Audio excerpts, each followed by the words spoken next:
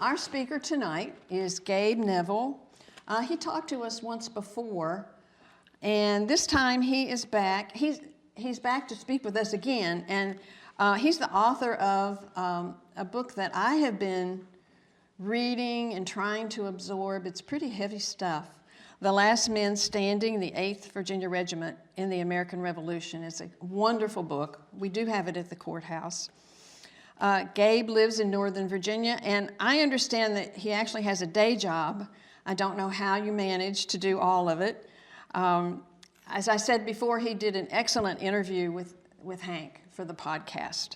And tonight, he's going to speak to us about the Dunmore County Volunteers and the Williamsburg powder alarm in 1775. Gabe?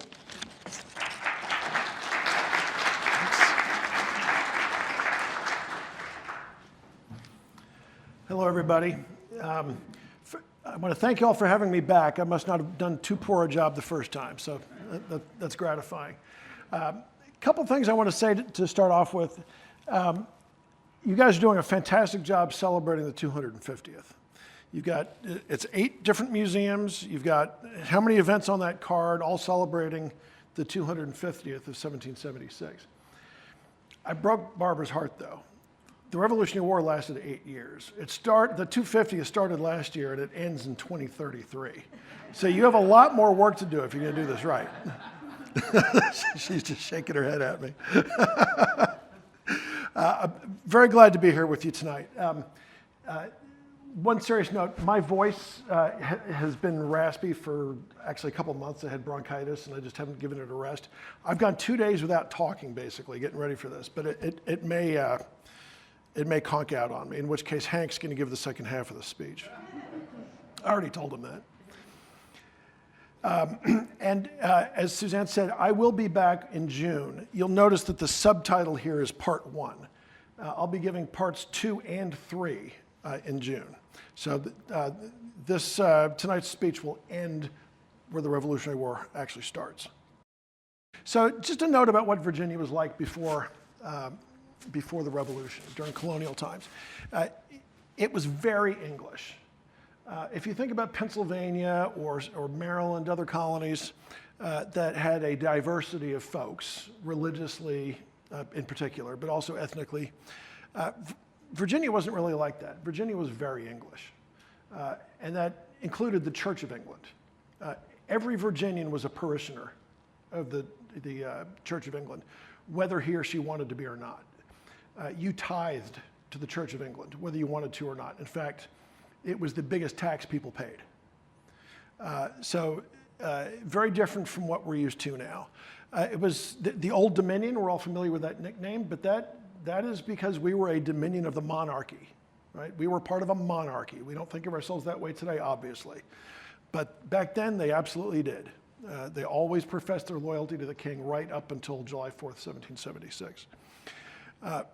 Virginia, unlike some of its neighbors, was pretty stable and well managed. Thank you very much. The power was dispersed. County government was in many ways the most important level of government. Virginia was very good at dispersing power.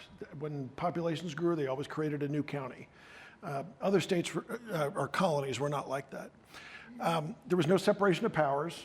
There was a state church, and it was part of the government. It was strictly Protestant. Catholics were not really allowed to even come for most of the colonial era. There was no expectation of equality. Now, that's most glaringly true with slavery, but it was true between men and women, between rich and poor, between gentlemen and yeoman farmers, and nobody had really ever experienced anything different. Out here, beyond the Blue Ridge, things were a little bit different, and that influences some of what I'm going to talk about tonight. Most of the people, as you know, who lived in this area came down Route 11, back then called the Great Philadelphia Wagon Road, immigrating via Philadelphia from Northern Ireland and southwestern Germany. So that's what this colony in this area was like back then. I mentioned that Virginia was pretty good at creating new counties as populations grew. This is a little map that I created that shows the new counties that were created between 1770 and 1776. You don't need to look at all of them. There's no quiz afterwards. But you see Dunmore County there. That, as I'm sure you all know, is Shenandoah County. It changed its name later because Dunmore was the colonial governor that everybody hated. And this is where people came from. Northern Ireland, the Protestant part of Ireland, right? And the Palatinate in southwestern Germany, which was the Protestant part of, well, a Protestant part of, well, there was no Germany yet, the Holy Roman Empire. You probably know enough history to know that there were big religious wars in Germany, the 30 Years' War and others between Catholics and Protestants. That lay behind a lot of the emigration. And the British Empire, the crown, saw itself as the protector of Protestantism. So they encouraged Protestants from these places to come here. In 1772, the population out here had grown enough that they decided that they were going to split Frederick County into three, creating two new counties. Frederick remained in the middle. To the north of it, they created Berkeley County, and to the south of it, they created Dunmore County. And these are the original members of the Dunmore County Court. And when I say court, that sounds like judges, and yes, these men were called judges or justices, but they're also sort of like county supervisors. They were the local government. They were appointed by the governor, but when somebody retired, this group would recommend their own replacement. So it was something like almost a self-perpetuating oligarchy. These were the most responsible men in the county, and by responsible, I mean owned most of the property, et cetera. Now you know that this county was particularly German. Lots of immigrants. But how many German names do you see on this list? Not that many. Harrison, Beale, Pugh, Slaughter, Nelson, Tipton, and Langdon. None of them is German. Only Keller on that first column is German. So I don't know, I have not done enough research to be sure, but it's pretty clear to me that the establishment moved people or looked for people of Anglo descent to sort of run things.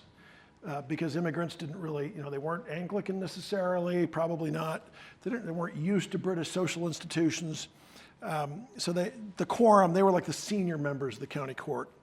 Only one German on there. And they wanted English-spirited people in charge, at least at the beginning. Now, the four junior members of the court, I haven't checked, but they might all be German. Bowman absolutely is German. Holdeman, Martins is probably German. Miller could be German, anglicized to some extent. But that's what the local government looked like. You're probably aware that Thomas Marshall was the first county clerk. He was the father of John Marshall of the Supreme Court. But I'm not aware that he was ever here. You familiar with this term sinecure or sinecure? He got paid while Jonathan Clark did the work. Clark got a third of the money. That was the deal. Now, when the county was stood up, they also created a vestry for the Anglican Church. Actually, this happened first. What's different on this list? Lots of German names, even though it's the Anglican Church vestry. So how could that be? Well, unlike the county court, which was appointed by the governor, the vestry was elected by the people. And the people here were largely German. So Keller, Schnepf, Wolfensberger, Fravel, Huffman, Steiner, Holdeman, those are all German names. And the short list on the right, those are the Anglican names, or the English names. So you had Germans, probably Lutherans, maybe some German Reformed, running the Anglican Church vestry. That's like having Lutherans running an Episcopal church. Right? I mean, that's literally what it is, just with the names changed. So this was a little bit of a awkward thing, which explains why Peter Muhlenberg came here eventually. But that's part two. Now, one of the guys that came here from the Tidewater was Jonathan Clark. He was the guy that was doing all the work for a third of the pay, the county clerk. The amazing thing about him is he kept a diary every single day from 1770 until the day he died in 1811. I've showed this, I think, in this room once before. It's amazing that he kept it, but what's frustrating is that it says almost nothing. Every day he says what the weather is. Often that's the only thing he says about the day. If he's visiting someone, he'll say who he met with, just the last name, so it's hard to know who. And if there's an event, he'll say so. So here's some examples. Right? You know, when Dunmore County's court first met, brand new county, he was there, May 26, 1772. When they elected Burgesses to the House of Burgesses for the first time, he was there. He goes buck hunting with Peter Muhlenberg in 1774. So there's lots of little gems in there. When they elected the Burgesses, and you all know what the Burgesses is, right? So this is the state legislature. It's the lower chamber of the state legislature, and the only elected part of it. Each county elects 2 Burgesses to represent them. The 1772 to 1774 session of the Burgesses was really the last one. It was the last functioning one. Dunmore County was not represented in the first session because it didn't exist yet. Then they had their election, and they elected Francis Slaughter, originally from Culpeper County, Joseph Watson, originally from Alexandria, to be the Burgesses. Watson died and was replaced by Abraham Byrd, who I have not taken time to research. Does anybody know anything about any of these guys? Okay. I'm sure there's information out there. The third session continued until May 26, 1774, at which time the governor dissolved them. Does anybody know why? Because they declared a day of prayer, fasting, and humiliation in support of the people of Boston because of the Boston Port Act. The Crown had closed the port of Boston because they had thrown the tea in the harbor. So they were meeting in the old Capitol. The reason I have this one here is because when you go to Williamsburg, you'll see the old Capitol here. That actually is an even older Capitol that burned in 1747. During the Revolution, this was the Capitol, referred to generally in old sources as the old Capitol, but it's not the oldest Capitol. So when I say things are happening at the Capitol, this is the one you should think of. So the governor said, okay, I'm going to dissolve you because you're supporting the people of Boston. So they left, and they went across the street, and they reconvened in a tavern. And they decided that they were going to call a convention of delegates from each county, just like the House of Burgesses, 2 from each, and they were going to decide what to do. But they were going to give people 2 months to go home and get the sense of the people at home and see what people thought. And then they would reconvene on August 1st and decide what to do. In the meantime, they would go home and they would have their day of prayer, fasting, and humiliation in each county. There would be a meeting of the people to make their recommendations and instruct their delegates to the convention that were coming. And they also recommended that there be in addition to a Virginia convention, that there be a grand Congress of all the colonies, which became the Continental Congress. So this is what Thomas Jefferson says about how things proceeded. So he's from Albemarle County, of course.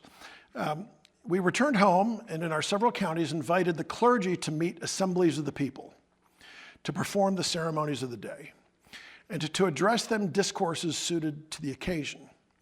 The people met generally, with anxiety and alarm in their countenances, and the effect of the day through the whole colony was like a shock of electricity, arousing every man and placing him erect and solidly on his center. So big stuff is starting to happen. Now, Frederick County to the north. Remember, Dunmore County is just 2 years old. It was just created. And some of those members of the county court that I showed you were originally on the Frederick County court before it split. So Dunmore's still looking a little bit to Frederick County for example, leadership, and their coordinating. So just to the north in Frederick County, Charles Minthruston is the rector of the Anglican church up there, which is now the Episcopal Church. He's the parish rector. He gives this address, the kind that Jefferson just described. And it is remembered by a Dunmore County citizen as an address in which the arbitrary and oppressive acts of the British government were forcibly exposed. The people urged to resistance, and the young men encouraged and excited to take up arms in defense of the country. The impression made by the speech on the assembly was like an electric shock, causing a universal agitation in the audience. It's interesting that they both say electric shock. I also wonder what people thought electricity was in 1774, but they evidently knew. This is Jonathan Clark's diary. On June 11th, he says it was raining. He also says there was an alarm about the Indians. A great many people assembled in Woodstock. So this is maybe the last Indian alarm that is recorded. This is in the middle of what was known as Lord Dunmore's War. Most of the fighting happens much farther west than here, but on that day there was a fear that the Indians were coming. On the next day, it rained, and he went to church in Woodstock. This, given the nature of his diary, there's no way to know what happened at church that day, but it may have been the day of prayer and fasting, led by Peter Muhlenberg. 4 days after that, it was clear, not raining anymore, and he says, an association in Woodstock by county. So an association, in the terms they used back then, that means a boycott. That means people coming together, people associating together and saying, we're not going to buy British goods anymore, right? This had been discussed at the Raleigh Tavern, and the freeholders of Dunmore County had their meeting, and they said, yep, we're not going to buy anything from Britain anymore. I think there was an exception for medicine, until our rights are restored, until they stop taxing us without representation, and a list of other grievances. They elected Peter Muhlenberg, Francis Slaughter, Abraham Byrd, Taverner Beale, John Tipton, and Abraham Bowman to draw up resolves. So these are it's like a resolution. Most counties came up with these resolutions. And they were public statements of principle, but also instructions to the two men who were elected to go to the Virginia Convention in August. The entire Dunmore County document, the resolves, was published in the Virginia Gazette. Whenever I mention one of these things, in a county where a surviving set of resolves exists, I wag my finger and I say that every school kid in this county should be reading these. It's like Shenandoah County's own Declaration of Independence. It really is, except it's a year older. Among the things that it says are that we will always cheerfully pay due submission to such acts of government as His Majesty has a right by law to exercise over his subjects as sovereign to the British dominions, and such only. Right? They're loyal, but it's conditional. No taxation without representation. The East India Company, the guys that are selling tea, they're a bunch of no-goodniks. A week later, up in Winchester, they have an election of delegates to the convention, and it becomes a virtual riot. They burned General Gage, who was the military governor up in Boston that was put there by the king after the Boston Tea Party. They burn him in effigy, and they read his proclamation and mock it. So it was a big event up in Winchester. Here in Dunmore County, it seems to have been more muted. Francis Slaughter and Abraham Byrd are elected from this county to go to the Virginia Convention, which convenes in August of '74. They form a Virginia Association, as recommended by the freeholders of this county and several other counties, and they agree we're not buying any more, or we're not buying any more British anything until we get our rights back. Furthermore, they declare that in a year we're going to stop selling anything to Britain if we don't get our rights back. They also elected delegates to the First Continental Congress.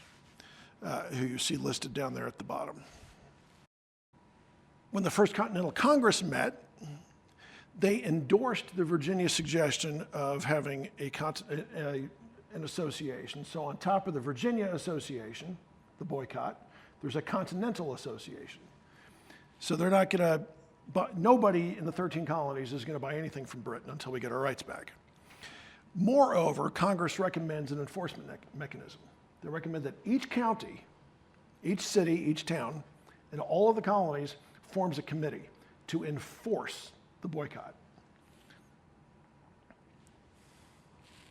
That's in October of '74.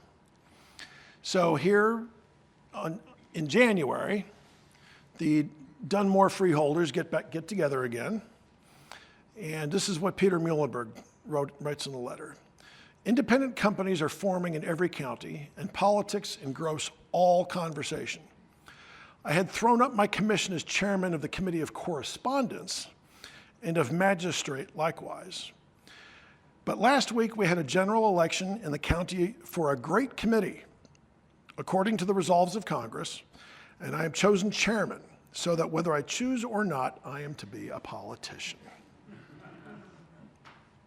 So this is, usually you hear these referred to as the Committee of Safety. In Virginia, the Committee of Safety was the revolutionary executive in Williamsburg. When the governor was chased out, there was a group of men who functioned as a plural executive, as the executive committee. That technically speaking was the Committee of Safety. The county committees were just called the county committee. But nowadays we used to say Committee of Safety. I try to just say committee. But Peter Muhlenberg is the chairman of the Dunmore Committee. Now, that was pretty early. As months go on, and then eventually as more than a year goes on, the committee takes on more and more importance. So here's a defiant loyalist who writes a letter to the committee after he's been summoned by them. He says, "Gentlemen, I have this moment received a summons to appear before your grand tribunal, which, considering my duty to my sovereign, I cannot comply with. For, gentlemen, permit me to tell you that so long as you remain refractory and yield no submission to the mandates of the king, I shall pay no obedience to the summons of an illegal assembly, combined in the most unjustifiable manner, and have under their consideration the most treasonable proceedings. Therefore, you have my free consent to make what conjectures you think proper with regard to my conduct. And I assure you, I feel with the most perfect indifference what they are or the consequences of them." He's not going along with the program. He don't care, right? The committee caught a guy named William Holiday selling tea. The Virginia import ban under the Virginia Association started in November. The Continental Association started in December, but he was selling it in February afterward. Now, in the Continental Association, there was a little clause. It was the non-consumption provision. He wasn't importing tea. He was just selling it here. He already had the tea, right? Starting in March, you're not supposed to consume tea or sell tea that you already have. And it's not March yet. So he's litigating this with the Committee of Safety, and there's a record of that too. Now, here's a guy named William Clark, who maybe, the letter I showed you, the guy that was going to pay no attention to what the committee said, we don't know that guy's name. It doesn't say at the bottom. It may have been William Clark, but we don't know. But he is forced to sign this. And it says, "I, William Clark of the said county, do hereby declare on the holy evangelist of Almighty God that from henceforth I will not either publicly or privately hold any correspondence with any person whatsoever who shall speak disrespectfully of the Continental Congress or any committee of any county or their proceedings. And I hereby declare that the Americans are justly entitled to those privileges for which they are contending, and further, that I will depart from the town of Woodstock within 10 minutes from this time and from the county of Dunmore before tomorrow night, and not return therein for the space of 1 year." He's being expelled. Now, 4 slides ago, I quoted Muhlenberg saying that there are independent companies forming everywhere. So just like the committee is like a shadow county court or county supervisors, just like the committee of safety is like a shadow governor, they're taking the governor's place, you have these independent volunteer companies that are sort of in the place of the militia. The militia are established by law, they report to the governor. So if the militia were to start acting in a revolutionary fashion, that would be kind of treasonous. If you form your own volunteer group, you can kind of fudge things. It's just a club. We're not doing anything, right? So these formed in many, many counties. Remarkably, down in the Library of Virginia, we have the roster of every man who belonged to the Dunmore County Volunteers. Now, they refer to themselves as the first independent company of Dunmore, and they were, in fact, usually referred to as independent companies at the time. Technically, they were volunteers, and there was another kind of independent company that were actually provincial soldiers or continental soldiers later. So I like to stick with the term volunteers. And I'm not going to read this, but this is what they all signed when they enrolled in the Dunmore County Volunteers. And there's a list of all 88 men who signed on. Some of those last names are probably familiar, either from people you know or from place names around here. You've got Bowman, you've got Pugh. There's several names, Height, that will sound familiar. So I invite you to take a longer look at that later if you think you might have an ancestor or somebody who's on there. Also notable are there are 5 or 6 members of the county court. Jonathan Clark, the clerk. Abraham Bowman, who was the first lieutenant colonel of the 8th Virginia Regiment, and then the colonel after Peter Muhlenberg became a general. And several other people of some note. Okay, the Francis Slaughter and Abraham Byrd, who had been elected to the First Virginia Convention, were not elected to the Second Virginia Convention. I think probably because either the folks here wanted somebody with a little more revolutionary fervor representing them at the convention, or maybe Francis Slaughter and Abraham Byrd didn't have quite enough revolutionary fervor to feel comfortable going back again. But this time, Jonathan Clark and Peter Muhlenberg are the delegates. They're there to hear Patrick Henry give his famous speech, "Give me liberty or give me death." It is there that the convention formally encourages counties to form volunteer companies, and they elect delegates to the Second Continental Convention.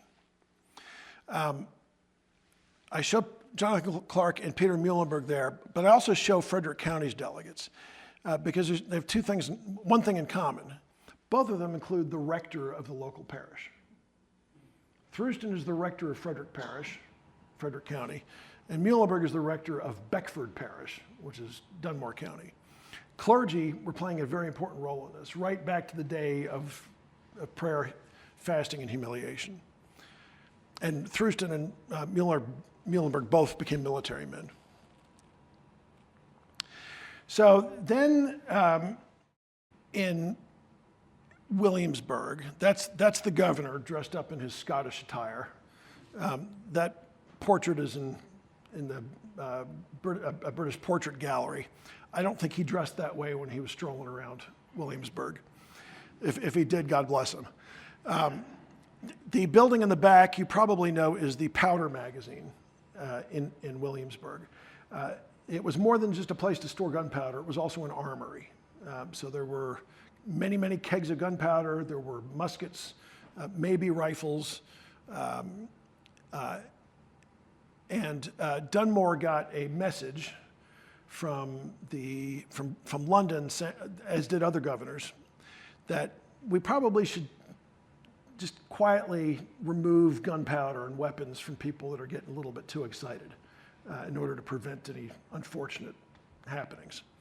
So in the middle of the night, he sends some guys, some soldiers, British soldiers from a ship, they're referred to as Marines in one place, to just sneak into the powder magazine and remove all the gunpowder and take it to their ship. But they get caught. People see it. And there's an alarm. They make it back to the ship before anybody can do anything. But there is now a big mob in Williamsburg that is furious. Peyton Randolph, here on the right, who was the Speaker of the House of Burgesses, President of the First and Second Virginia Conventions, President of the First and Second Continental Congresses. He died shortly after the beginning of the Second Continental Congress. He went to the governor's mansion and had a meeting with Dunmore, along with some other folks, and tried to resolve things amicably. And Dunmore basically just said, well, I think most people think Dunmore just lied. He said, well, there's rumors of a slave uprising in Surrey County, so we wanted to get the gunpowder out of here. Well, that doesn't convince anybody. If there's a slave uprising, they're going to want the gunpowder, right? But Randolph says in one letter that it seemed to be a point of honor with Dunmore. Like, he didn't want to call him a liar to his face, so he sort of let it go for a little bit. Meanwhile, however, the guys on the left, news is spreading throughout Virginia that the governor has stolen the gunpowder. And so these volunteer companies that I was telling you about, they start to congregate. They start to move towards Williamsburg to get the gunpowder back. And news spreads that there's going to be a rendezvous in Fredericksburg, and from there they're going to march on Williamsburg. So, Jonathan Clark and the Dunmore County Volunteers start there in Woodstock. The way to get to Williamsburg, counterintuitively, is to march north, because you have to go through a pass in the Blue Ridge. And the easiest one is Ashby's Gap. So they march north, and then they're going to turn east, and then march down to Williamsburg. That's the path. It'll take a week or so. This is what Jonathan Clark says. May 1st, it's clear. At least they got nice weather for the march, right? At John Huffman's, marched as far as Stoverstown on the way to Williamsburg concerning the taking of the magazine, and camped out. Next day, May 2nd, it's clear. Our march to Williamsburg has been countermanded, and we returned at Lawrence Snap's house and had a barbecue at Tom's Brook. So what has happened is Peyton Randolph has kind of worked things out with the governor. He says, yeah, I took the gunpowder. It's because I think there's going to be a slave uprising. But if you really need it, I promise, we'll bring it right back. If something happens, we'll take it off the ship and we'll bring it right back, and it'll be available for everybody. Nobody really buys it, but it smooths things over for the time being. And Randolph sends a letter to the congregating, they're usually called militia in books, but they're really not militia. They're volunteers, independent companies, at Fredericksburg, saying, guys, everything's worked out, go home. So all of this has happened 5 or 6 days before. News travels slowly. So by the time they're camped out up near Strasburg, news finally reaches them that the powder alarm, the emergency's off, so they can go home. So this is the Snap House off Route 11 near Tom's Brook. It's still there. I showed you the entry in his diary. I like to think that the emergency was off, so they went to Lawrence Snap's house and had a barbecue. There aren't enough ands and conjunctions in the sentence. It could be that the barbecue was somewhere else, but they returned to this house, and then at least Jonathan Clark went somewhere for a barbecue. And it can't have been planned because they were marching on Williamsburg. Somebody's fixing that house up, by the way, which is great. All right, Patrick Henry doesn't get the message, or if he does, he dismisses it. So he's down in Hanover County, and with the Hanover, New Kent, and King William volunteers, he says, no, we're going to go get that gunpowder. So they're marching on Williamsburg no matter what Peyton Randolph says. And the receiver general, who was like the guy that holds the checkbook for the governor, for the crown, they work out a deal this is actually kind of worth reading because it's clear that they negotiated a long time over this language. They paid Patrick Henry 330 pounds for the gunpowder on condition that he would then take it with, he's been elected to the Second Continental Congress. He's going to take the money to Philadelphia. It's then going to be in the hands of the Virginia delegation, and they can use it to buy gunpowder for the colony, right? Unless the next Virginia convention decides that they shouldn't, right? This is all face saving. But the receipt still exists, and it was a way of smoothing things over yet again. If they had not, this was the second time that a war could have started.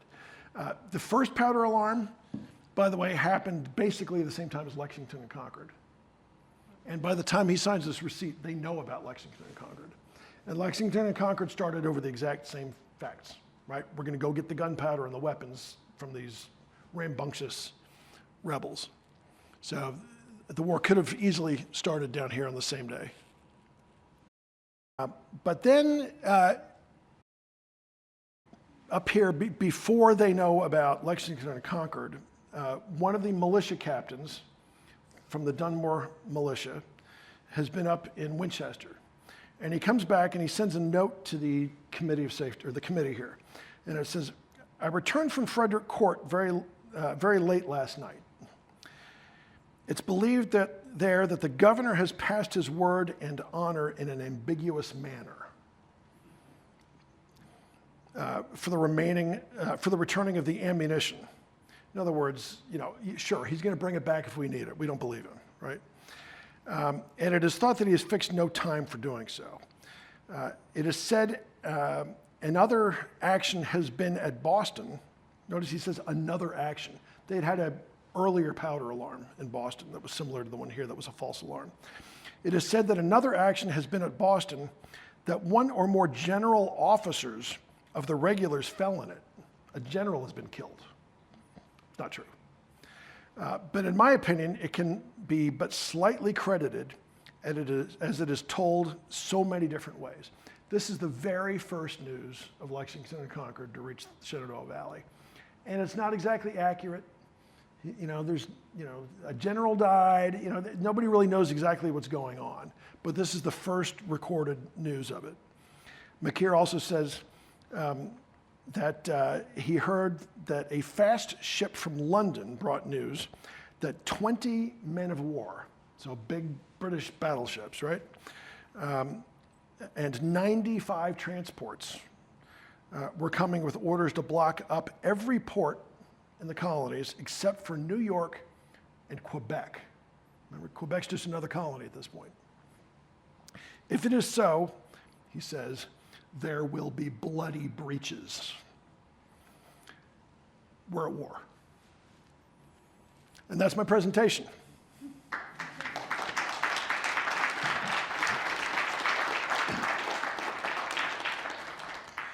That's my website if you want to learn more. I've got a YouTube channel and some other stuff, and that's my my book. If you want to buy one, they're $40. The approach I try to take in the book is to make it about the men in the war. I start when they're kids, and I finish when they're old men. It's not just they went here and pulled the trigger, and then they marched there, and the general said this and that. And it's really about this area, so I think you'll enjoy it.